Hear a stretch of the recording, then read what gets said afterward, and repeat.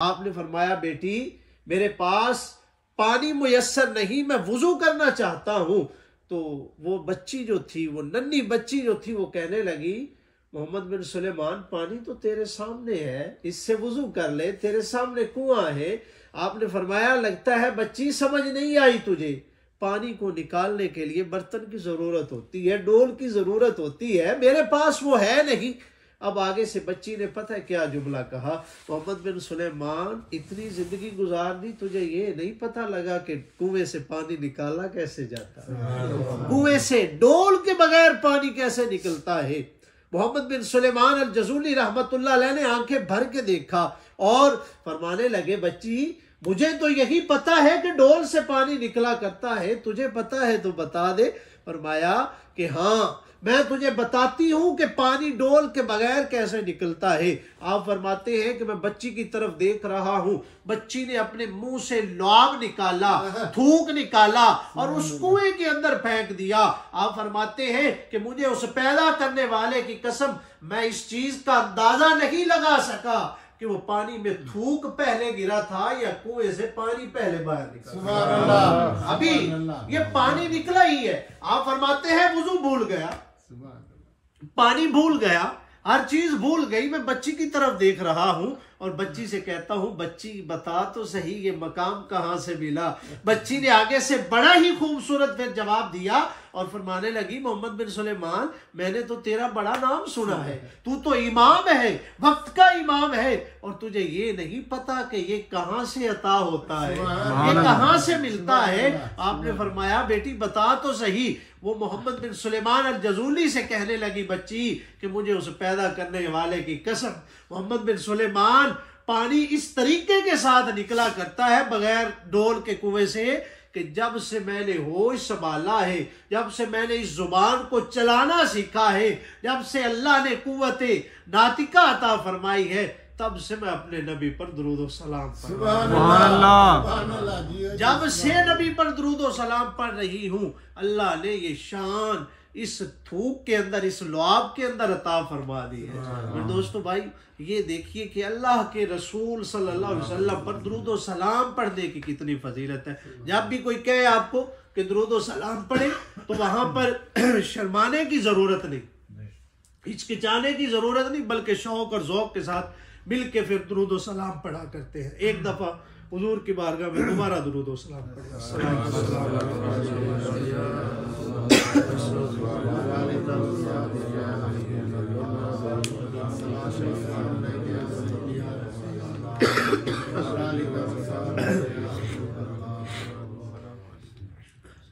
आज इस महफिल चू अल्लाह दे दिलदार दी खुशबू आंदी है। सुभान अल्लाह। सरकार ने आना है ताइयों सरकार दी खुशबू आंदी है।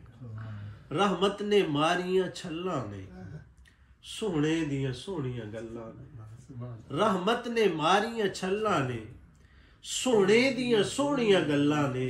जिथे जिक्र हुजूर दा छिड़ जावे उथों प्यार दी खुशबू। सुभान अल्लाह। जिस महफिल चों अल्लाह दे दिलदार दी खुशबू आंदी है। और पीर नासिर शाह साहब रहमतुल्लाह अलैह आप इस जगह ते एक बहुत बड़ी वसीयत करते ने, फरमांदे ने कि जेड़ा सैयद होवे है नासिर ओदे कदमी लग के रो लिया कर। जेड़ा सैयद होवे है नासिर ओदे कदमी लग के रो लिया कर। सानू हर सैयद चो आका दे दीदार दी खुशबू। सुभान अल्लाह। और भावे खाजा दा, भावे दाता दा, भावे रोजा होवे बाबा दा, सानू हर दरबार चो आका दे प्यार दी खुशबू आंदी है। अज इस महफिल चो अल्लाह दे दिलदार दी खुशबू आंदी है। यकीन जानिए ये बात कहते हुए, क्योंकि जब भी महफिल में मौका मिलता है तो ये बात कहते हुए बड़ी खुशी महसूस होती है कि बंदा जैसे ही बैठा हुआ है, मैंने उस दिन भी ये बात की कि अगर किसी का उस्ताद आए, किसी का शेख आए, किसी का पीर आए तो उसके इस्तिकबाल के लिए बंदा बड़ा कुछ करता है, अपनी बसात के मुताबिक कोशिश करता है, चूना डालता है, झंडियाँ लगाता है, बड़ा कुछ करता है। और उससे पूछा जाए कि तुझे खुशी किस बात की है तो वो कहता है कि मेरे आज शेख ने, मेरे उस्ताद ने, मेरे फलां दोस्त ने आना है, इसीलिए मैं खुश हूँ, उसका इस्तकबाल कर रहा हूँ। तो आज मैं ये दोबारा से मुबारकबाद देना चाहता हूँ कि अगर हमें आज अपने बारे में पता चल जाए कि हम कितने खुश नसीब हैं, और ये चंद लोग बैठ के जिक्र मुस्तफ़ा जो कर रहे हैं, इसकी वजह क्या है?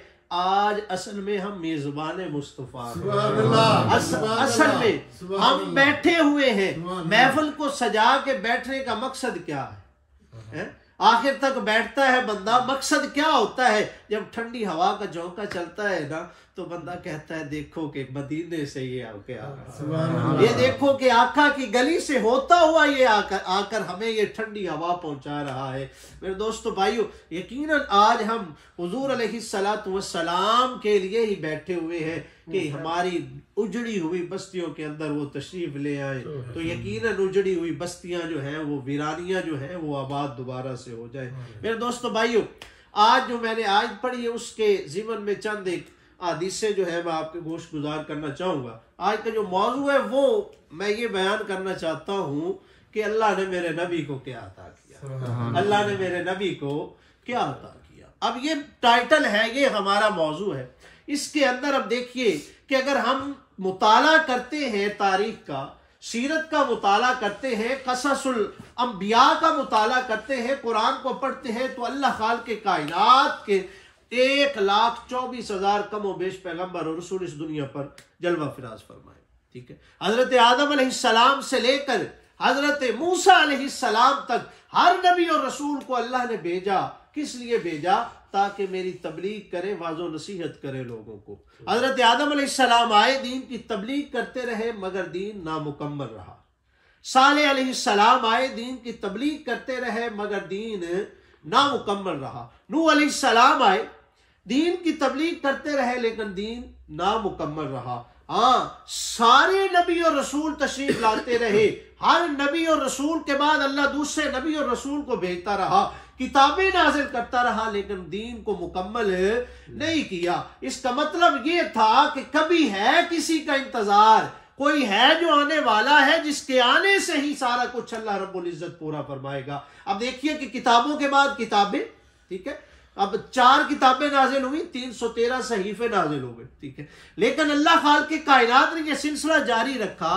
लेकिन जब एक दिन ऐसा आया, मुझे कहने दीजिए कि ये 1400 साल बीत जाने के बाद भी लगता है ऐसे ही है कि जैसे आज ही तशरीफ लाए हैं। फरमाया कि वो दिन आ गया, वो हस्ती तशरीफ लेकर आ गई कि अल्लाह ताला के कायनात ने जिनके लिए ये थोड़ी सी जगह जो थी, जिनके लिए ये खला जो था रखा हुआ था, जिनके आने से ये पुर होना था, आज वो तशरीफ ले आए कि जिनके सदके अल्लाह रब्बुल इज्जत ने ये बयान फरमा दिया कि अल यौमा अकमलतु लकुम दीनकुम व अतममतु अलैकुम। फरमाया कि मैंने दीन को, इस्लाम को, शरीयत को, तरीकत को, हिदायत को, हर चीज को मुकम्मल कर दिया।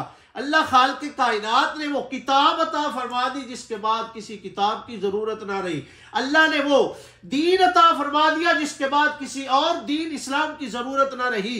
अल्लाह खाल के कायनात ने रसूल वो अता फरमा दिया जिसके बाद किसी और रसूल की जरूरत ना रही। मेरे दोस्तों भाइयों, अब देखिए कि हजरत आदम अलैहिस्सलाम से लेकर अगर हजरत मूसा अलैहिस्सलाम तक अगर बंदा किसी से भी पूछे कि क्या आपने मेरे मुस्तफ़ा को देखा है, क्या आपने हबीब किबरिया को देखा है, वद्दुहा के चेहरे को देखा है, हजरत जिब्रील से भी पूछा जाए। अब देखिए हजरत आदम अलैहिस्सलाम से लेकर हजरत मूसा अलैहिस्सलाम तक, अब ये भी बात मेरे जहन में आती है कि जब तक यार मिले ना तो फिर हर दरवाजे पे दस्तक दी जाती है, दस्तक दी जाती है। जब यार मिल जाए तो फिर दस्तक की जरूरत नहीं रहती, दर बदर फिरने की जरूरत नहीं रहती। अल्लाह ने वो महबूब अता फरमा दिया। अब देखिए कि अल्लाह ने अता क्या किया है। अगर सवाल किया जाए मौला तूने हुस्न तो यूसुफ को दे दिया, सूंघने का कमाल तो याकूब को दे दिया, मनो सलवा की कैफियतें जो थी वो तो तूने मूसा अलैहिस्सलाम को अता कर दी, रूहों को, मुर्दों को जिंदा करने के इशारे तो ईसा को अता कर दिए। बता मेरे नबी को क्या दिया।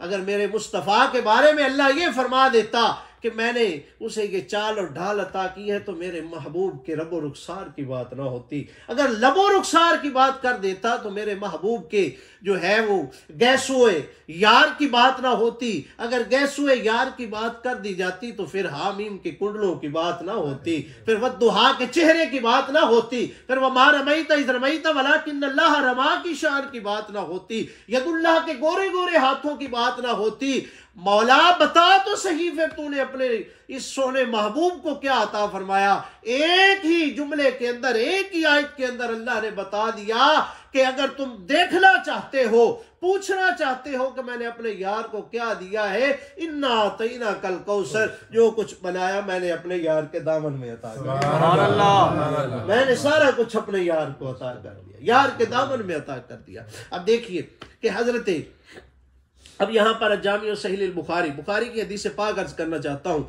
कमालात मुस्तफ़ा की बात मैं क्या कर सकता हूँ। ला युमकिनु सनाउ कमा काना हक्कु बादत खुदा बुजुर्ग तू ही किस्सा मुख्तसर।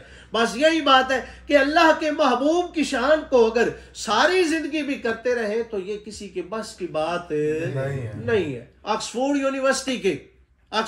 यूनिवर्सिटी के गोल्ड स्मिथ, सबसे बड़े उनके टॉप के जो लिखारी हैं, वो लिखते हैं कि जितना कुछ सीरत मुस्तफ़ा पे लिखा गया है, जितना कुछ सीरत मुस्तफ़ा पे लिखा गया है, उसका अशरा अशीर भी बाकी तमाम लोगों के बारे में नहीं लिखा गया, यानी 10वां हिस्सा भी नहीं लिखा गया जितना मेरे मुस्तफ़ा के बारे में लिखा गया है। अब देखिए कि अल्लाह खाल के कायनात ने अपने यार को क्या अता किया। बुखारी की हदीस से पाक है, एक दिन मेरे मुस्तफ़ा अलैहिस्सलातु वस्सलाम मस्जिद नबवी में जलवा फिराज है। सहाबा से फरमाया, ऐ मेरे सहाबा, ये आवाज़ कैसी पैदा हुई है। सहाबा से फरमाया, तदरून मा हाज़ा, कि क्या ये जानते हो कि ये कैसी आवाज पैदा हुई है। सहाबा ने अर्ज़ की, या रसूलल्लाह, अल्लाह व रसूलुहु आलम, अल्लाह और उसका रसूल ही बेहतर जाने, हमें तो नहीं पता। मेरे मुस्तफ़ा अलैहिस्सलातु वस्सलाम ने, अब जरा गौर कीजिएगा इस हदीस पाक पे, मेरे मुस्तफ़ा ने वो जगह भी बताई, वो वक्त भी बताया, उसके आने और जाने का टाइम भी बताया, हर चीज के बारे में बता दिया मेरे मुस्तफ़ा ने कि ये कहां से चला, ये कहां पे जाके गिरा, ये था क्या, ये कब इसको गिराया गया, ये कब जाकर अपनी मंजिल पर गिरा, ये सारी चीजें मेरे मुस्तफ़ा ने इस हदीस के अंदर बयान कर दी। अब मैं यही कहना चाहूंगा कि अगर मेरे मुस्तफ़ा को किसी चीज के बारे में नहीं पता तो ये किसने बता दिया। हुजूर अलैहिस्सलातु वस्सलाम ने ये बात बयान फरमाई। अब देखिए, हाजा हजरुन रूमिया मुंज सबईन खरीफन फिन्नारिल आला फहुवा यहवी हत्तन तहा इला कारिहा। मेरे मुस्तफ़ा अलैहिस्सलातु वस्सलाम ने फरमाया, ए मेरे सहाबा, ए मेरे चाहने वालों, सुन लो, 70 साल पहले, कब 70 साल पहले जहन्नुम की ऊपर की सतह से एक पत्थर को फेंका गया। 70 साल तक वो मुसलसल सफर करता रहा, आज वो जहन्नुम की निचली सतह में जाके गिरा है। मैं मोहम्मद रसूलुल्लाह ने उसको भी जमात कर दिया। ये है आलम, मेरे मुस्तफ़ा अलैहिस्सलातु वस्सलाम की समात का आलम है। अब देखिए मेरे दोस्तों, मेरे भाइयों, अब ये मैंने अपने शेख तरीकत के पास बैठकर शेख अबुल नसर मंजूर अहमद शाह रहमतुल्लाह अलैह आपकी बारगाह में दर्स से बुखारी लेते हुए इस हदीस पाक को, जिसको कुश्ते हुनाना के नाम से याद किया जाता है, इसको जब पढ़ा मेरे दोस्तों भाइयों, वो जो खुश्क तना था, वो जिस माई ने मिंबर लाकर मेरे मुस्तफ़ा की बारगाह में पेश किया था और मेरे मुस्तफ़ा ने मिंबर पे जलवा फिराज होकर खिताब फरमाना चाहा तो रोने की आवाज आती है। सहाबा फरमाती हैं, ऐसे बिलक बिलक के कोई रो रहा है जैसे मां से कोई जुदा हो गया हो। अब ऐसे बिलक बिलक के रो रहा है लेकिन रोने वाला नजर नहीं आता। मेरे मुस्तफ़ा वहां से उठे, मेरे मुस्तफ़ा, खुदा की कसम, आखिर पे मैं नतीजा इसका निकालूंगा, जरा गौर कीजिएगा। मेरे मुस्तफ़ा अलैहिस्सलातु वस्सलाम वहां से तशरीफ लाते हैं और उस कुश्ते हुनाना के सर पे हाथ रखते हैं और फरमाते हैं कि क्यों रो रहा है। मेरे मुस्तफ़ा ने सीने से उस खुश्क तने को सीने के साथ लगाया और आप सल्लल्लाहु अलैहि वसल्लम की बारगाह में वो ऐसे बिलक बिलक के रो रहा है, ज़ारो कतार रो रहा है। सहाबा फरमाते हैं, हम अपने कानों से उसके रोने की आवाजें सुन रहे हैं। अब उसको शऊर किसने दे दिया, उस लकड़ी को शऊर किसने दे दिया। मेरे मुस्तफ़ा ने फरमाया, रोता क्यों है। अर्ज की, या रसूल अल्लाह अलैहि वसल्लम, जब भी आप वाज फरमाया करते थे, मेरे साथ खड़े होते थे, आज या रसूल अल्लाह आपसे जुदाई आ गई, आका ये बारा नहीं है, ये जुदाई बर्दाश्त नहीं है। मेरे मुस्तफ़ा ने फरमाया, क्या तू चाहता है कि तुझे जन्नत का फलदार दरख्त बना दिया जाए और तेरे ऊपर दोबारा से फल लगे, तेरे ऊपर फिर से बहार आ जाए। अर्ज की आका नहीं नहीं, ये इस तरीके के साथ नहीं, ये इस शर्त पे तो नहीं ना मैंने खेली थी ये बाजी है, इस शर्त पे खेलूंगा पिया मैं तुझसे बाजी, जीतू तो तुम्हें पालू, गर हारू तो मैं तेरी। ये यार की बात होती है। अब से अर्ज करने लगा, आका मैं ऐसे नहीं, आपसे जुदा नहीं हो सकता। मेरे मुस्तफ़ा अलैहिस्सलातु वस्सलाम ने फिर उसको अपने कदमों के अंदर दफनाने का हुक्म अता फरमाया, रियाजुल जन्ना के अंदर, उसको कदमों के अंदर। खुदा की कसम मेरे शेख रो रहे थे, आंखों से आंसू जारी थे। फरमाया बच्चों, नौजवानों, ये तुम्हें मैं बताना चाहता हूं कि अगर मेरे मुस्तफा उस एक खुश्क तने के आंसू देखकर आप सीने से लगा लिया करते हैं, अगर तुम्हारी आंखों से आंसू जारी होंगे तो मेरे मुस्तफा तुम्हें भी सीने से लगा, मेरे आका तुम्हें भी सीने से लगा लेंगे। तुमसे तो उन्हें मोहब्बत ही बहुत है। अगर तुम रो के मेरे मुस्तफा की बारगाह में अर्ज करोगे तो यकीनन मेरे मुस्तफा सीने से लगा लिया करेंगे। अब देखिए कि ये मुस्लिम शरीफ की हदीस पाक है। हुजूर अलैहिस्सलातु वस्सलाम ने फरमाया, बाज़ औक़ात ज़हन में आ जाता है कि हमारी भी आंखें हैं, उनकी भी आंखें हैं, यहीं से धोखा लोग खा जाते हैं। ये तो नहीं ना, नबी और रसूल में अल्लाह ने फर्क इतना रख दिया है, इतना फर्क रख दिया है। नबी रसूल नहीं हो सकता, नबी रसूल नहीं हो सकता, फिर आम बंदा कैसे नबी और रसूल जैसा हो सकता है? हर रसूल नबी तो है, लेकिन हर नबी रसूल नहीं है। हर नबी रसूल नहीं है। हर रसूल नबी जरूर है, लेकिन हर नबी रसूल नहीं हो सकता। ये बात वाज़े तौर पर है, अल्लाह के महबूब सल्लल्लाहु अलैहि वसल्लम ने बता दी। आप सल्लल्लाहु अलैहि वसल्लम, अब इस्तवू का हुक्म आज भी हमें मिलता है, ये बात हमें आज भी सुनने को मिलती है। मेरे मुस्तफ़ा अलैहिस्सलातु वस्सलाम सफ़ों को दुरुस्त करने का हुक्म दिया करते, अक्सर फरमाया करते। आपने फरमाया कि सफ़ों को दुरुस्त रखा करो, दरमियान में खला पैदा ना किया करो। ये सारी बातें बयान फरमा दी। एक सहाबी ने अर्ज़ की, या रसूल अल्लाह, कि आप हमें आगे खड़े होकर पीछे देखते हैं? सहाबी का सवाल, क्या या रसूल अल्लाह आप हमें आगे खड़े होकर पीछे देखते हैं? हुजूर सल्लल्लाहु अलैहि वसल्लम के वो लफ्ज़ मुस्लिम शरीफ के अंदर मौजूद है जो मेरे मुस्तफ़ा के लबों को चूम करने के लिए। आप सल्लल्लाहु अलैहि वसल्लम ने क्या फरमाया? वल्लाहि ला यख्फा। आप सल्लल्लाहु अलैहि वसल्लम ने अल्लाह की कसम उठा के फरमाया, वल्लाह ला यख्फा, मुझ पर मख्फी नहीं है, मुझ पर जो है मख्फी नहीं है, मुझसे छुपा हुआ नहीं है। क्या? ला यख्फा अलैया रकूअकुम वला सुजूदकुम वला खुशूअकुम वला खुज़ूअकुम। मेरे मुस्तफ़ा अलैहिस्सलातु वस्सलाम ने फरमाया कि मुझ पर कुछ भी मख्फी नहीं है, ना तुम्हारे सजदे मख्फी है, ना तुम्हारे रुकू मख्फी है, ना तुम्हारे सुजूद, कोई चीज भी मख्फी नहीं। सहाबा से फरमाया, अरे सहाबा ये तो जाहिर की बातें हैं, खुशू और खुजू जो तुम्हारे दिलों के अंदर पैदा होता है ना, कि मजा आ रहा है, लुत्फ आ रहा है नमाज पढ़ने का, जो तुम्हारे दिलों के अंदर खुशू और खुजू पैदा होता है, मैं मोहम्मद रसूलुल्लाह उसको भी जानता हूँ। तुम तो ये जाहिरी सजदों की रुकुओं की बात कर रहे हो, मैं तो उस दिल के अंदर पैदा होने वाले खुशू और खुजू को भी देख लिया करता हूँ। अब देखिए कि मेरे मुस्तफ़ा अता जब करते हैं तो कैसे अता करते हैं। एक दिन हजरत अबू हुरैरा रज़ी अल्लाह तआला अन्हु आखिरी हदीस पाक अर्ज करते हैं, क्योंकि दोस्तों ने सारा दिन माशाल्लाह मेहनत मजदूरी ये सारा सिलसिला करना होता है, सुबह भी काम पे निकलना है। अल्लाह सब की मेहनत मजदूरी में बरकत अता करे, हलाल रिज़्क़ों में बरकत अता करे। अब ये आखिरी हदीस पाक सुन के ईमान को ताज़ा कीजिए, ईमान को ताज़ा कीजिए।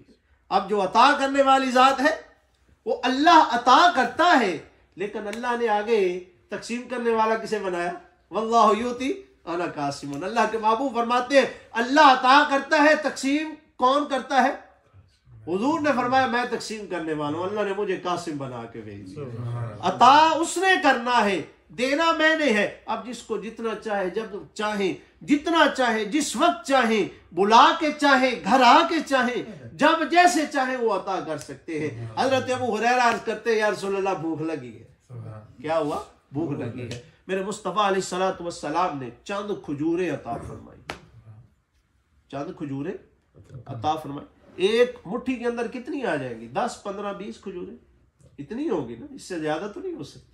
ऐसे मुट्ठी अता फरमाई और फरमाया कि इसको खोलना नहीं है, जिसके अंदर तुम्हें अता कर रहा हूं, जिसके अंदर तुम्हें दे रहा हूं, इसे खोलना नहीं है, देखना नहीं है।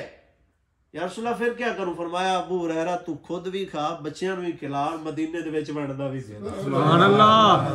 फिर मदीने में बांटता भी। फिर अब हजरत अबू हुरैरा रजी अल्लाह तआला अन्हु आप फरमाते हैं मैं खाता रहा, मदीने में लोगों को खिलाता रहा, बांटता रहा, जब भी भूख लगती पेट भर कर खाता, बच्चों को खिलाता, अपने इर्द गिर्द लोगों को खिलाता, तकसीम करता, लेकिन वो खजूरें खत्म नहीं हुई। हजरत अबू बकर रदी अल्लाह तआला अन्हु, हजरत अबू बकर सिद्दीक रदी अल्लाह तआला अन्हु, आपका दौरे खिलाफत शुरू हुआ। मेरे मुस्तफ़ा जब दुनिया से ज़ाहिरी जलवा फिराज जो आप सल्लल्लाहु अलैहि वसल्लम ज़ाहिरी विसाल फरमा गए, इस दुनिया से तशरीफ ले गए, आप फरमाते हैं कि उस वक्त से लेकर हजरत अबू बकर सिद्दीक के वक्त तक वो मैं खजूरें खाता भी रहा, बांटता भी रहा। अबू बकर सिद्दीक रदी अल्लाह तआला अन्हु के दौरे खिलाफत के बाद अमीरुल मोमिनीन हजरत उमर फारूक रजी अल्लाह तआला अन्हु का दौरे खिलाफत आया।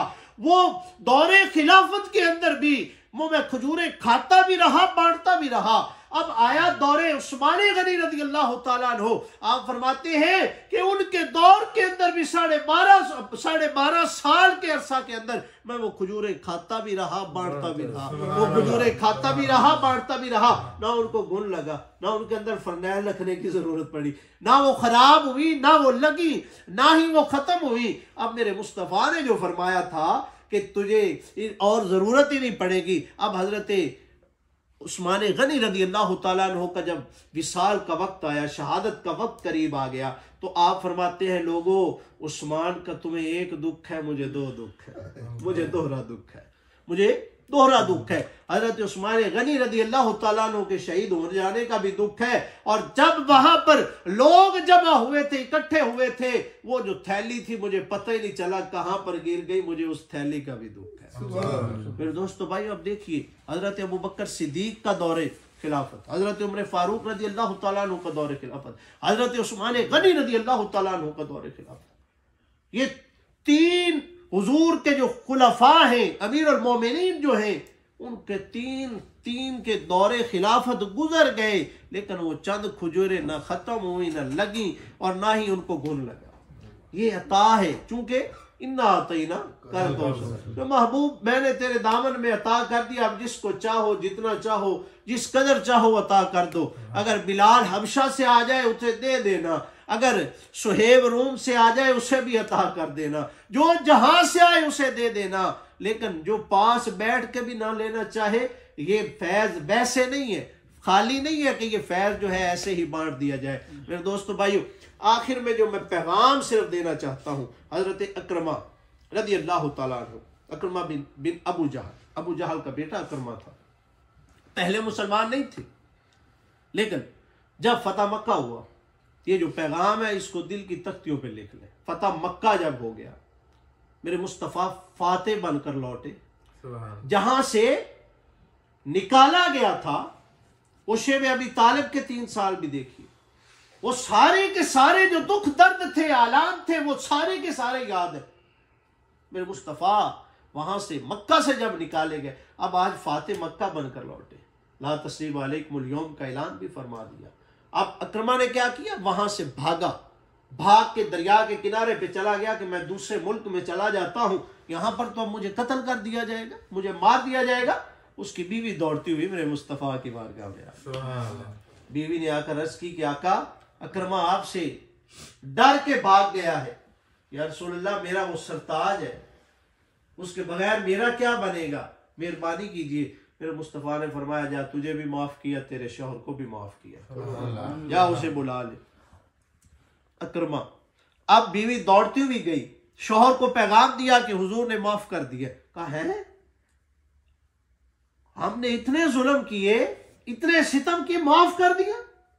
और मैं हाँ माफ कर दिया। कहा कि अगर तू सच बोल रही है तो उनके मुंह से तो कभी हमने झूठ सुना ही नहीं, झूठ सुना ही नहीं। अब क्या हुआ, भागते हुए हुजूर की बारगाह में आए और कहने लगा कि ये कहती है कि आपने मुझे माफ कर दिया है। आपने फरमाया सिर्फ माफ ही नहीं किया, तेरी जान, तेरी इज्जत, तेरी आबरू, तेरे माल, हर चीज की जमानत का जिम्मा भी लेता हूं। तुझे कोई कुछ नहीं कहेगा, तेरी जमानत भी लेता हूं। अब वो आगे से अर्ज करने लगा, आका क्या आपको याद नहीं कि मैं कौन हूं? फरमाया याद है, कौन है तू? जो हमने किया वो भी याद नहीं। फरमाया वो भी याद है, सब कुछ याद है, लेकिन तुझे आज मैंने अल्लाह की रजा की खातिर माफ कर दिया, मैंने तुझे अल्लाह की रजा की खातिर माफ कर दिया। अब अकरमा का दिल और भी नरम हो गया, और दिल ऐसे नरम हुआ कि मेरे मुस्तफ़ा के कदमों में बैठ गया। कदमों में बैठ के अर्ज करने लगा, आका क्या मुझे माफी मिल सकती है? फरमाया कि पहले जब तुझे माफ कर दिया है और क्या माफी मांगेगा? अर्ज करने लगा, आका बस एक और दुआ भी कर दीजिए कि अल्लाह मुझे उस वक्त तक मारे ना जितना मैंने इस्लाम के खिलाफ पैसा लगाया था। जब तक मैं इस्लाम के लिए ना पैसा लगा लूं उस वक्त तक अल्लाह मुझे मौत ना दे। और फिर हजरत अकरमा जो थे फिर वो बने, हुजूर के सालार बने, मेरे मुस्तफ़ा की बारगाह में हाजिर हो गए। मेरे दोस्तों भाइयों, यहाँ से एक ही हमें पैगाम मिलता है कि हमें माफ़ करने वाला, दरगुजर करने वाला जो है ना, अल्लाह के महबूब को पसंद है कि जो तुम्हें माफ़, चाहे तुम्हारे ऊपर जुल्म सितम करता है उसे माफ़ करना, ये मेरी सुन्नत है। उस सुन्नत को समझते हुए, ये नहीं कि वो क्या कर रहा है, सिर्फ ये समझ के तेरे लिए गारों में ज़ारों कतार रोना मेरा काम है। सिर्फ और सिर्फ अगर तुझे आब कौसर अता फरमाना है तो वो भी मेरा काम है। तुझे सीने से लगाना, उस दिन कोई भी किसी को नहीं पहचानेगा, वो भी लगाना मेरा काम है। बस तेरा काम ये है कि मेरी बारगाह में आ जा, और मेरा काम ये है कि तुझे इससे निकाल कर अल्लाह की बारगाह में खड़ा कर। दुआ करें कि अल्लाह रब्बुल इज्जत कहे कलिमात अपनी बारगाह में कबूल फरमाए। अगर कोई कमी बेशी रह गई हो तो अल्लाह माफ़ फरमाए, और अल्लाह रब्बुल इज्जत इस महफल को दिन दुगनी रात चुगनी तरक्की अता फरमाए। मैं तो चला जाऊंगा, लेकिन ये यादें जो हैं ये वहाँ पर भी जाके इंशाल्लाह सुनाऊंगा। ये मोहब्बतें, ये बांटने का जो तरीका है, ये जो सलीका है, ये अल्लाह रब्बुल इज़्ज़त जो है हम सबको अपनी बारगाह में कबूल फरमाए। आमीन सुम्मा आमीन। वाखिरु दावाना अनिल हम्दुलिल्लाहि रब्बिल आलमीन। ये है कि मैंने जामिया फरीदिया का दौरा किया, पहली दफ़ा मुझे आने का इत्तफ़ाक़ हुआ, और मैंने जो कुछ सुना था जामिया फरीदिया के बारे में उससे ज़्यादा पाया। मैं दो चार बातें ऐसी हैं जो मैं चाहता हूँ तादीस नेमत के तौर पर जिक्र कर दूँ। मुझे यहाँ का तालीमी माहौल इस लिहाज से बहुत पसंद आया कि यहाँ असातिज़ा अपने बच्चों के साथ एक बड़ी उनकी मोहब्बत, दिलचस्पी और ताल्लुक़ है, और डॉक्टर साहब इन चीज़ों को इस तरह से इनका ताल्लुक़ अपने स्कॉलर्स के साथ या जो तखस्सुस के स्टूडेंट्स हैं कि जैसे उनके बेटों की तरह हों। फिर मैंने इस बात को देखा कि जामिया फरीदिया अपने स्टूडेंट्स की केयर इस लिहाज से करता है कि उनके मसाइल को हल करता है, उन पर ख़र्च करता है, उनको अपना एक एहसास करार देता है।